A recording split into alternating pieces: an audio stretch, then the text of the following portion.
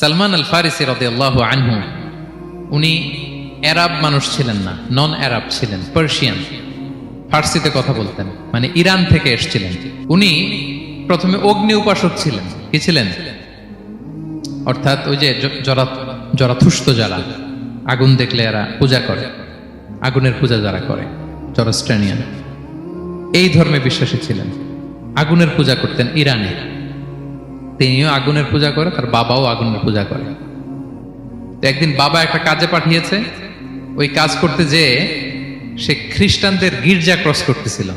ছোট মানুষ গির্জা ক্রস করতে যেয়ে দেখে খ্রিস্টানরা কেমন যেন আলাদা ইবাদত করে, নামাজ পড়ে। এটা দেখে খুব ভালো লাগছে, তার খুব ভালো লাগছে। বাড়িতে এসে বাবারে বলে, বাবা আমি দেখলাম যে খ্রিস্টানরা তাদের চার্চে গির্জায় নামাজ পড়ে, এটা তো অনেক সুন্দর, আমরা যে আগুনের সামনে যা করি এটার চেয়ে ওইটা সুন্দর। বাবা বলে, খাইছে, ছেলে তো আমার শেষ হয়ে যাবে। তো বলতেছে, না না বাবা, আমরা যে আগুনের উপাসনা করি এটাই ভালো। উনি বলেন, না, আমি অনেক চিন্তা করেছি, ওরা যেভাবে গডের কাছে চায় ওইটা শ্রেষ্ঠ। বাবার সাথে ছেলের, সালমানের অনেক তর্ক বিতর্ক। পরে বাবা ভাবলেন, যদি ওকে না আটকাই তাইলে প্রভাবিত হয়ে সে খ্রিস্টান হয়ে যেতে পারে। তো ঝগড়া তর্ক বিতর্ক শেষে তার পিতা তাকে শেকলবন্দি করলো। কি করলো? পায়ে শেকল লাগায় রাখছে। কিন্তু ছেলে তো মনে মনে খ্রিস্ট ধর্মের প্রতি আকৃষ্ট হয়ে গেছে। তো ওই খ্রিস্টানরা তার সাথে লুকিয়ে যোগাযোগ করত। সালমান ওই খ্রিস্টানদেরকে বলল যে, তোমাদের খ্রিস্টান ধর্মের উৎপত্তি কোথায়? বলে, সিরিয়াতে। বলতেছে, এখান থেকে কোনো কাফেলা সিরিয়া যাবে না? বলতেছে, হ্যাঁ, মিশনারি ওয়ার্কে একটা কাফেলা আসছে, যাবে। বলতেছে, যেদিন যাবে আমাকে বলবে। তো যেদিন যাবে তাকে এসে বলা হয়েছে তার বাবা নাই, সে শেকল ভেঙে শেকল সহ ওই কাফেলার সাথে যে জড়িত হয়েছে। দেখেন বিশ্বাস, আদর্শ মানুষকে কিভাবে উজ্জীবিত করে। উনি চলে গেলেন সিরিয়াতে। সিরিয়াতে যে এক পাদ্রির হাতে বায়াত হলেন, কিন্তু এই পাদ্রিটা ছিল গন্ড। সে খ্রিস্টানদের দান সদকা নিয়ে গরিবদের না দিয়ে নিজেই খেয়ে ফেলতো। বেচারা পড়লো বিপদে, যে হায় রে, এত সুন্দর ধর্ম রে কারাপ্টেড করতেছে সে। পরে এই পাদ্রি যখন মারা গেল, সালমান সে আরেক পাদ্রির কাছে গেল। আরেক পাদ্রির কাছে গেল। ওই পাদ্রি আবার অনেক ভালো, খুবই ইবাদত করে। তো ওই পাদ্রি কিছুদিন থাকার পরে ওই পাদ্রিও মারা গেল।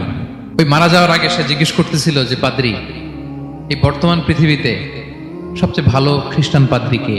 বলতেছে, আর কেউ নাই।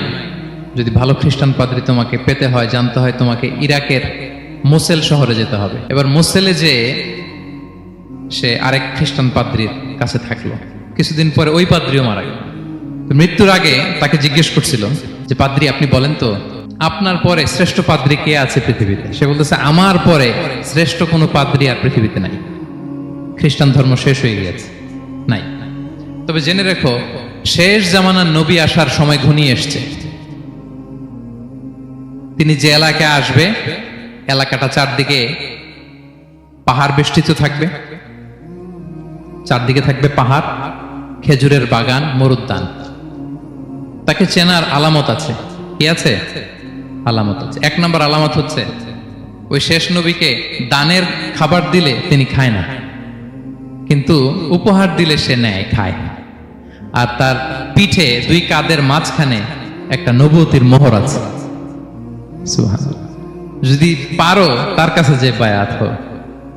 সালমান আল ফারিসি পাগল হয়ে গেছে ওনার সন্ধান পাওয়ার জন্য। কিভাবে যাবে, কিভাবে যাবে? তো উনি কিছু ছাগল পালতেন। একটা কাফেলা তিনি পেলেন, যে কাফেলা আরব কাফেলা, বনু কালবের কাফেলা, আরব দেশে যাচ্ছে। তাদের সাথে তিনি চুক্তি করলেন যে, আমার যত ছাগল আছে এই ছাগলগুলো তোমাদের দিয়ে দিব, তোমরা কি ওই এলাকায় আমাকে পৌঁছে দিবা? তারা বললেন, হ্যাঁ, পৌঁছে দিব। সব ছাগল দিয়ে দিলেন, রওনা হইলেন ওই এলাকায়। মাঝপথে তারা তার সাথে জুলুম করলো, অন্যায় আচরণ করলো। তাকে দাস হিসেবে বিক্রি করে দিল ইহুদিদের কাছে। ওয়াদি আল কোরা নামে একটা জায়গা আছে, ওখানকার এক ইহুদির কাছে বিক্রি করে দিল। সে ইহুদির কাছে দাস হিসেবে থাকতে আরম্ভ করলো। অনেকদিন পরে, মদিনার পূর্ব নাম কি দেখি, কে বলতে পারে? হ্যাঁ, মাশাআল্লাহ, তো মদিনার পূর্ব নাম হচ্ছে ইয়াসরিব। তো ইয়াসরিবের এক ইহুদি, বনু কুরাইজার ইহুদি, সে আসছে ওয়াদি আল কোরাতে তার কাজিনের কাছে। এসে দেখে নতুন এক দাস পাইছে, বলছে, আমি কিনবো, তুমি কিনতে চাও? তার কাছে বিক্রি করে দিল। তখন ইয়াসরিবের ওই ইহুদি, বনু কুরাইজার, সালমান আল ফারিসিকে নিয়ে ইয়াসরিবে চলে গেল। সুবহানাল্লাহ। মদিনার আগের নাম কি? বিষ্ণু ইসলাম মক্কা থেকে হিজরত করে কিছুদিন পরে কই যাবেন? সত্যের অনুসন্ধানে যদি আপনি হন, সত্য আপনি পাবেনই, সত্যের কাছে আপনি পৌঁছাবেন, এতে কোনো সন্দেহ নাই। দেখেন বিষ্ণু ইসলাম ওই এলাকায় আসবেন, আসার আগে আল্লাহ তাআলা সালমানকে নিয়ে ওখানে পৌঁছায় দিয়েছে। তিনি ওখানে থাকলেন, দীর্ঘদিন থাকলেন, খেজুর বাগানে তিনি কাজ করেন আর অপেক্ষা করেন যে কবে বিষ্ণু ইসলাম আসবেন। একদিন তিনি খেজুর গাছের উপরে কাজ করতেছেন, হঠাৎ ইহুদিরা বলা বলি করতেছে, আজকে ওই মক্কা থেকে কোন এক লোক নাকি আসছে কোবাপল্লীতে, সবাই বলে সে নাকি নবী, সবাই বলে সে নাকি। এই কথা শুনে উনি খুশিতে ওই খেজুর গাছ থেকে ধপাস করে নিচে পড়ছে। নিচে পড়ে মালিককে বলতেছে, কে আসছে কে আসছে। এই কথা শুনে মালিক রেগে মেগে তাকে মারতে আরম্ভ করলো, যে তোমার জেনে কি লাভ, যাও এখান থেকে। তার মানে সুবহানাল্লাহ, সালমান আল ফারিসি তিনি জেনে গেলেন যে বিষ্ণু ইসলামের আগমন ঘটেছে। আপনারা জানেন যে হিজরতের যে রুটটা, বিষ্ণু ইসলাম সরাসরি ইয়াসরিবে বা মদিনায় না ঢুকে প্রথমে কুবাতে ঢুকেছিলেন, কুবাপল্লীতে কিছুদিন ছিলেন, মসজিদে কুবা নির্মাণ করেছেন। তো তিনি তো সত্যের সন্ধানী হয়ে পাগল, আল্লাহর কাছে সবসময় দোয়া করতেন, আল্লাহ সেই আখির জামানার নবীর সন্ধান যেন আমি পাই। সালমান আল ফারিসি রাদিয়াল্লাহু তাআলা আনহু, ওই যে তার পাদ্রীর শিখিয়ে দেয়া যে আলামত, তিনি দেখলেন ঠিকই তো ইয়াসরিবের দুই দিকে হাররা আছে, মানে পাহাড় বেষ্টিত, আবার খেজুরের বাগান আছে। এবার তিনটা যে আলামত দিয়েছিল, ওই আলামত চেক করার জন্য কিছু খেজুর নিয়ে কুবায় চলে গেলেন। কুবায় যেয়ে দেখেন বিষ্ণু ইসলাম সাহাবাদের নিয়ে বসা। তো তিনি বিষ্ণু ইসলামের সাথে পরিচিত হয়ে বললেন, এই যে কিছু সাদাকার খেজুর আমি আপনার জন্য এনেছি, নেন। বিষ্ণু ইসলাম বললেন, ওই যে ওদেরকে দাও, ওই যে গরিব সাহাবারা, ওদেরকে দাও। বিষ্ণু ইসলাম খেলেন না, সে মনে মনে বলতেছে, এই তো একটা পেয়ে গেছে, একটা পেয়ে গেছে। উনি কিন্তু খায় নাই, ধরেও নাই, বলতেছে যে ওদেরকে দাও। দিল, সাহাবারা খেল। এরপর বিষ্ণু ইসলাম কুবা থেকে মদিনায় চলে গেলেন, তখনও মদিনার নাম হয়নি, ইয়াসরিবে গেলেন। এবার কিছুদিন পরে আরো কিছু খেজুর নিয়ে সালমান রাদিয়াল্লাহু তাআলা আনহু বিষ্ণু ইসলামের কাছে গেলেন। এবার যে বললেন, কিছু খেজুর আমি উপহার হিসেবে আপনার জন্য এনেছি, আপনি কি গ্রহণ করবেন? বিষ্ণু ইসলাম বললেন, অবশ্যই গ্রহণ করবো। বলেই তিনি একটা নিয়ে খেতে শুরু করলেন, খেলেন এবং বিতরণ করলেন। মহা খুশি, এই তো পেয়ে গেছি দুইটা সাদাকার খেজুর, বলেছি ধরেও নাই, খায় নাই। যখনই বললাম উপহার, খেয়েছে। এবার বাকি রইল কয়টা? সেটা কি? নবুয়তের সিলমোহর, দ্য সিল অফ প্রফেসি। এটা তো দেখা এত সহজ না, যদি এদিকে থাকে, জামা পরে থাকলে দেখা যাবে? তো এটার জন্য প্রায় যায়, কিন্তু ব্যাটে বলে হয় না, ট্রাই করে কিন্তু দেখা যায় না। একদিন তিনি গেলেন, এবং এটার জন্য তো পিছে পিছে থাকতে হবে, কি বলেন? কথা নেই বার্তা নেই, হুট করে পিছু পিছু ঘোরা যায় নাকি কারো? একদিন একটা উপলক্ষ তৈরি হলো, সেটা কি? বিষ্ণু ইসলাম, এক সাহাবী মারা গেলেন বাকিউল গারকাদে, মানে যেটাকে আমরা জান্নাতুল বাকি বলি, ওই কবরস্থানে ওই লাশ নিয়ে যাচ্ছে, সবার সাথে সাথে বিষ্ণু ইসলামও যাচ্ছে। তো এখন তো একটা সুযোগ, পিছনে পিছনে যাওয়া যায়, কি বলেন?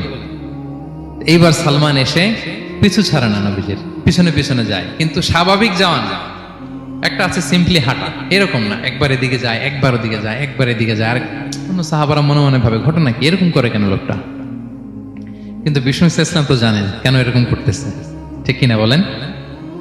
বিষ্ণু ইসলাম সেদিন দুইটা চাদর পরেছিলেন, একটা নিচে আর একটা উপরে, নিচে লুঙ্গি আর একটা চাদরটা দিয়ে গা ঢেকেছিলেন। বিষ্ণু ইসলাম ইচ্ছে করে পিঠের চাদরটা একটু নিচের দিকে নামালেন, যাতে করে সে যেটা খুঁজতেছে ওটা দেখে ফেলে। বিষ্ণু ইসলাম চাদরটাকে একটু করে নিচে নামালেন, নামানোর সাথে সাথে তিনি দেখলেন দ্য সিল অফ প্রফেসি, মাহরুন নবুয়া। দেখার সাথে সাথে সালমান আল ফারিসি চিৎকার দিয়ে বিশ্বনবীকে জড়িয়ে ধরলেন এবং ওই জায়গাটাতে দুই ঠোঁট দিয়ে চুমু খেলেন, কাঁদতে শুরু করলেন। বিষ্ণু ইসলাম বললেন, কেন কাঁদো তুমি? এতক্ষণ আমি আপনাদেরকে যা শোনালাম, সালমান পুরো ঘটনাটা বিষ্ণু ইসলামের কাছে বর্ণনা করলেন। বললেন, ইয়া রাসূলুল্লাহ, এই জন্য কাঁদি, আমি ছিলাম অগ্নি উপাসক, সত্যের সন্ধানে আমি খ্রিস্ট ধর্ম গ্রহণ করেছি। 3 খ্রিস্টান পাদ্রী শেষ করে সর্বশেষ যে ভালো পাদ্রীটা, উনি বলছে যে উনি মরার পরে আর কেউ ভালো পাদ্রী নাই, আখির জামার পায়গাম্বার আগমনের সময় এসেছে। পাহাড়ি এলাকা, চারদিকে খেজুর বাগান, এরকম জায়গায় উনি আসবে। আর 3টা সাইন বলেছে, উনি সাদাকা খায় না, উপহার নেয়, খায়, আর তার পিছনে থাকবে মাহরুন নবুয়া, নবুয়তি সিল।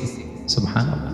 বিষ্ণু ইসলাম খুশি হলেন, তাকে শাহাদা পড়ালেন এবং বললেন যে, তোমার এই দাসত্ব থেকে মুক্তির জন্য কি লাগবে?